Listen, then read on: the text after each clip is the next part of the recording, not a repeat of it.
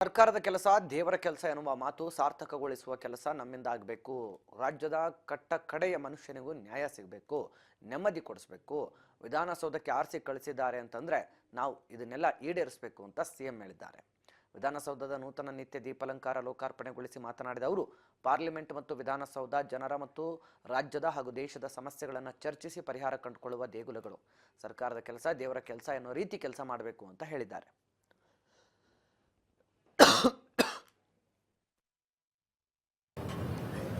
ಆಗ ಪ್ರತಿ ರಾಜ್ಯದಲ್ಲೂ ಕೂಡ ಒಂದು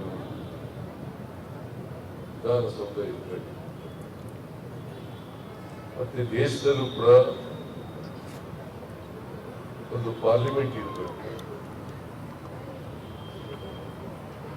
ಯಾಕಂತಂದ್ರೆ ವಿಧಾನಸಭೆ ಇರ್ಬೋದು, ಪಾರ್ಲಿಮೆಂಟ್ ಇರ್ಬೋದು,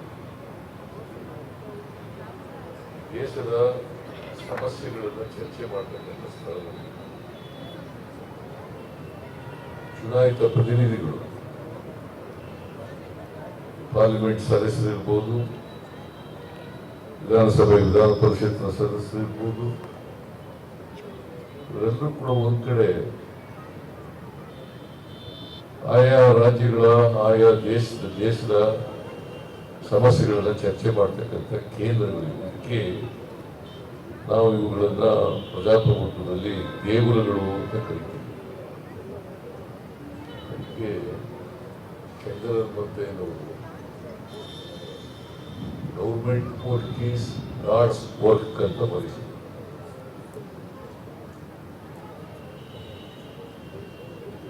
ಅಂದ್ರೆ ಸರ್ಕಾರದ ಕೆಲಸ ದೇವರ ಕೆಲಸ. ಇದು ಪ್ರತಿಯೊಬ್ಬ ರಾಜಕಾರಣಿಗಳು ಕೂಡ, ಜನರು, ಚುನಾಯಿತ ಪ್ರತಿನಿಧಿಗಳು ಕೂಡ ಅರ್ಥ ಮಾಡ್ಕೊಬೇಕಾಗ್ತದೆ. ನಾವು ಇಲ್ಲಿ ಕೂತ್ಕೊಂಡು ನಾಡಿನ ಕೆಲಸವನ್ನ ಮಾಡಬೇಕು. ವಿಶೇಷವಾಗಿ ಸಮಾಜದ ಕಟ್ಟಕಡೆಯ ಮನುಷ್ಯ ಇದ್ದಾನಲ್ಲ,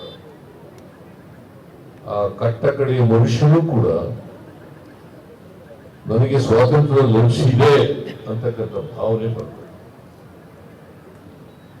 ಪ್ರತಿಯೊಬ್ಬರಿಗೂ ಕೂಡ ಸಮಾನವಾದಂತ ಅವಕಾಶಗಳನ್ನ ಕಲ್ಪಿಸ್ಕೊಳ್ಬೇಕು.